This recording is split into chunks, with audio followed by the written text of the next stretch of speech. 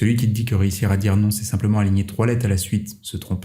C'est bien plus profond que ça, et je te propose qu'on voit ça ensemble. Dire non, on aimerait tous le faire simplement, et surtout que sans que c'est la moindre conséquence derrière. D'ailleurs, il est fort probable que dire non soit très difficile pour toi, mais t'inquiète pas, c'est aussi le cas pour moi. Mais j'ai envie que ça change. Et pour réussir à dire non, la première des choses est déjà de comprendre pourquoi le non est si difficile pour nous. Et à ça, j'en ai relevé 4 points. Le premier point que j'ai relevé de pourquoi c'est si difficile à dire non, il est culturel.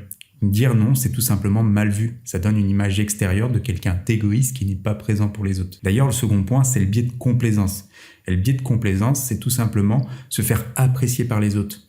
Et il est fort probable qu'on soit beaucoup plus apprécié par les autres en disant oui que en restant positionné sur un non qui va faire un refus. D'ailleurs, le refus, c'est le troisième point, c'est la peur de rejeter l'autre en disant non, de rejeter quelqu'un ou quelque chose. Et par nature, personne n'a envie de rejeter les autres. On a envie d'être là, d'être présent pour les autres. Et dire non, c'est souvent cette forme de refus qui va donner l'impression qu'on va rejeter l'autre, que ça va pas, qu'on ne veut pas être présent pour lui, qu'on ne veut pas l'aider. Et donc du coup, ça va souvent nous amener à ne pas vouloir être dans le rejet de cette autre personne parce que aussi à l'inverse, on n'aimerait pas être rejeté de nous-mêmes. Et enfin, le quatrième point qui fait que c'est dur à dire non, c'est tout simplement une peur. Cette peur de l'inconnu qui fait que si on dit non, on ne sait pas ce qui va se passer derrière et on a un petit peu peur des conséquences. On a peur que ça dégrade la relation avec la personne, on a peur d'être mal vu, d'être moins aimé, d'être rejeté en fait. Et pourtant, comme tu t'en doutes, le non, il est nécessaire. Il est nécessaire pour fixer des limites, pour se respecter soi aussi. Parce que si on commence à dire oui à tout, on s'oublie un petit peu, on oublie sa personnalité. Et en fait, on n'est plus qu'une personne qui est là juste pour répondre aux besoins et aux attentes des autres.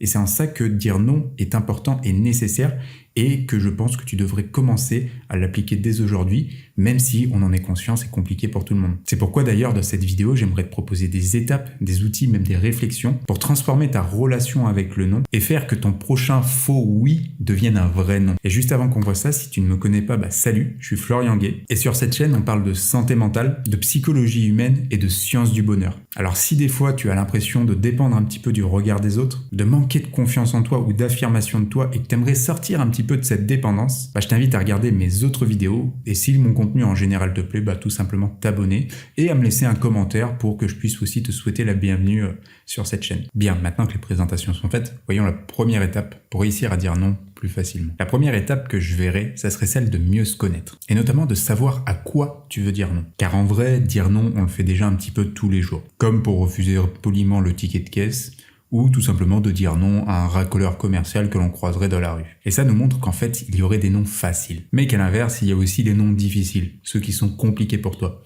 Et c'est ceux-là qu'on va chercher. Donc le but est de savoir à quoi tu veux dire non.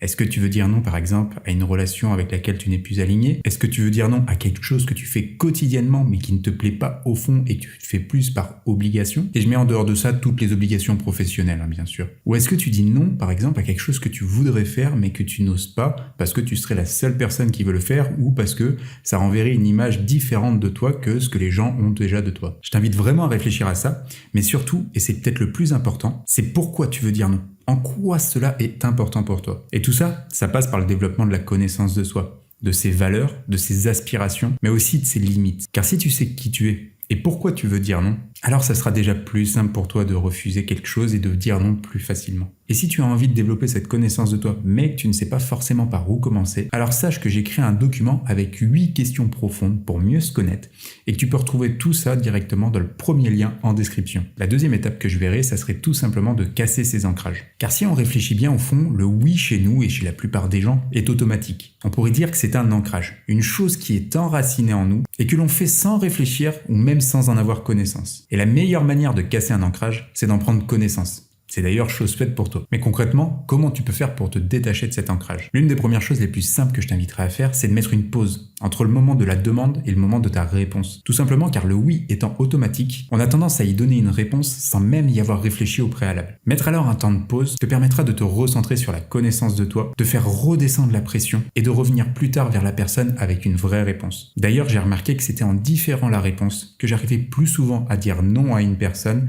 parce que j'avais tout simplement pris un temps de réflexion et un temps de préparation pour structurer la réponse que j'avais donnée à la personne. Et la seconde chose que tu pourrais faire, c'est tout simplement de t'observer à la troisième personne. Comme si tu étais extérieur à la situation qui venait de s'installer ou quelqu'un vient te demander quelque chose et que tu venais conseiller le toi, mais sans être toi. Un peu technique celle-là. Mais le but serait de venir t'apporter un conseil de manière détachée et transparente, comme si tu n'étais pas dans la conversation, comme si tu conseillais un petit peu un ami. Après, il existe des outils et des techniques pour casser ces automatismes et ancrages, mais aussi pour en installer de nouveaux.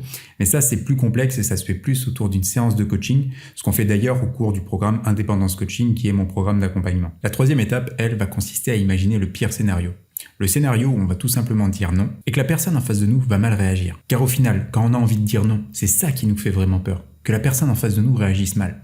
Alors on va l'anticiper. Et la première réflexion ou outil que j'ai envie de te proposer vient de la philosophie stoïcienne qui est la dichotomie du contrôle. Qui dit tout simplement qu'il y a des choses que l'on contrôle et d'autres que l'on ne contrôle pas. Et dans ce cas-là, on va chercher à savoir ce que l'on contrôle. À savoir notre réponse, la manière dont on a répondu, notamment l'intonation, les mots, et voir si on n'a pas été vexant envers la personne, mais de comprendre aussi que l'on ne contrôle pas le reste, c'est à savoir la réaction de la personne, son retour et comment elle va réagir. Ça peut paraître un peu égoïste, mais je dirais selon moi qu'au fond c'est nécessaire. Car si au fond on commence par vivre par anticipation de ce que les autres vont pouvoir dire, penser ou faire, alors on ne vit plus vraiment et on vit aux dépens des autres. Donc la seule vraie solution, j'ai envie de dire, dans ce genre de cas, est d'appliquer cette dichotomie du contrôle et d'accepter que l'on n'en est pas responsable, mais que par contre, on peut toujours avoir un pouvoir d'action en faisant preuve d'intelligence émotionnelle, de gestion de conflits et de communication non violente pour essayer de comprendre, d'expliquer et d'échanger avec cette personne afin de trouver une solution tout en restant sur la base de ta réponse initiale. Car ce qui est important de garder à l'esprit, et que je te disais en début de vidéo, c'est que si dire non, c'est rejeter les autres, alors dire oui alors qu'intérieurement ton corps te crie non, c'est au final prendre la décision de te rejeter toi-même. Donc apprendre à dire non, c'est fixer des limites, rejeter ce qui n'est pas en alignement avec nous-mêmes, et surtout, ce qui est le plus important, respecter qui l'on est. Dire non, c'est accepter que le refus n'est pas simple,